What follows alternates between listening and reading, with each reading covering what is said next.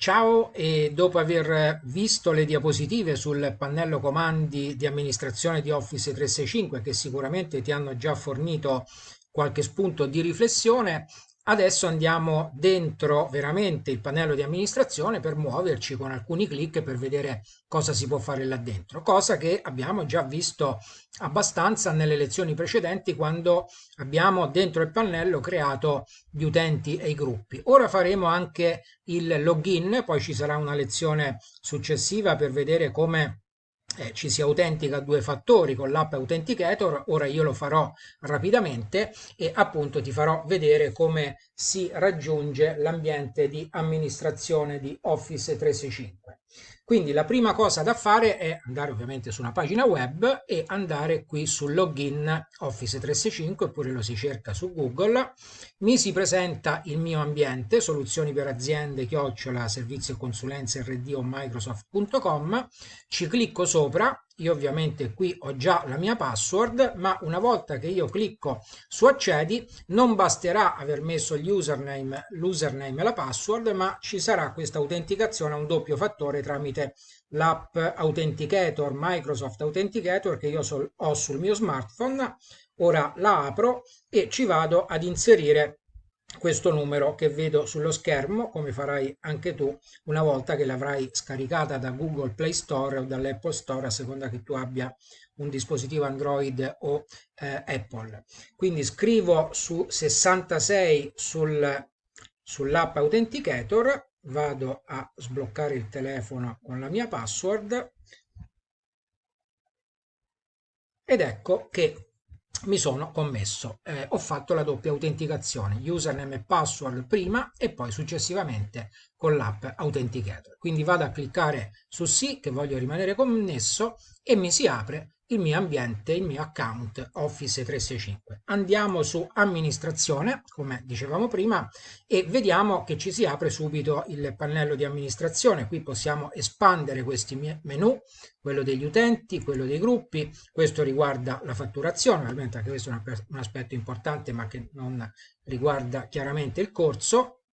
E abbiamo visto precedentemente come si creano gli utenti e come si creano i gruppi, ma vediamo già da qui, cosa che poi approfondiremo nelle lezioni successive, si possono creare anche dei semplici contatti che non sono né membri né ospiti, ma che potranno per esempio essere inseriti nelle liste di distribuzione in Outlook.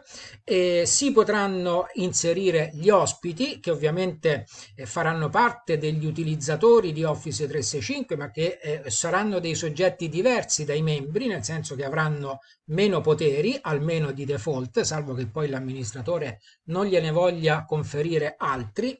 E poi abbiamo l'ambiente dei gruppi con i team e i gruppi attivi, come abbiamo visto nelle diapositive. Da qui possiamo cancellare i gruppi, da qui possiamo creare delle caselle di posta elettronica condivise tra un gruppo di persone, come vedremo in una lezione successiva. Torniamo alla home e qui vediamo che si possono fare un po' di cose. Già qui direttamente possiamo andare ad aggiungere un utente, possiamo resettare la password di accesso al nostro account Office 365, possiamo aggiungere direttamente un team in Teams. Ovviamente ci sono altri modi di farlo, ma già qui abbiamo la possibilità di fare questa cosa. Possiamo andare a gestire tutte le utenze delle licenze che riguardano i nostri utilizzatori, sia membri che ospiti, perché ovviamente senza licenza Office 365 si potranno fare molte cose, ma molte altre non si potranno fare. Per esempio, non si potrà fare la cosa più importante, cioè lavorare sui file di Office, di Word, di PowerPoint, di Excel o di qualsiasi altro programma in maniera, diciamo, da editore. Non si potranno editare e modificare quei tipi di file se non si ha la licenza Office 365. Ovviamente si potranno consultare, però se ci serve di lavorare quei file perché l'amministratore o un amministratore, anche se non di tutto l'account, ma di SharePoint, per esempio, li ha condivisi con noi perché li dobbiamo utilizzare al lavoro o per fare una ricerca a scuola, se non abbiamo la licenza Office 365 questa cosa non la potremmo fare.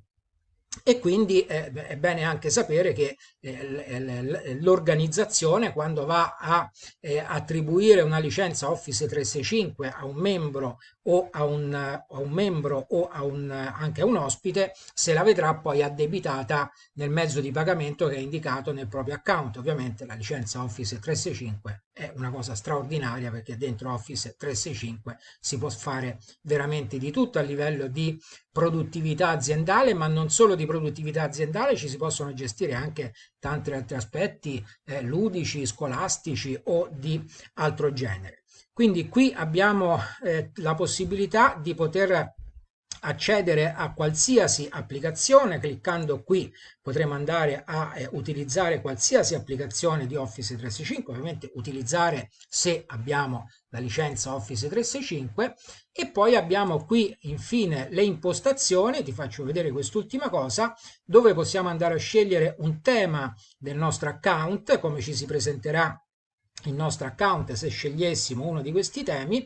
Possiamo andare a cambiare la password, possiamo andare a settare l'account Office 365 nella nostra lingua. Ovviamente ci sono quasi tutte le lingue del mondo. Come vedi ora questo account è stato settato in inglese, perché io ho pensato il corso anche per studenti di altri paesi del mondo. Ho fatto anche le diapositive in 6 lingue, però queste lezioni si svolgeranno con interfaccia di Office 365 in inglese. Quindi questa lezione rapida sul pannello comandi di amministrazione di Office 365 può finire qui. Nelle prossime andremo ad approfondire alcuni argomenti, e quindi ti aspetto alla prossima lezione. Ciao!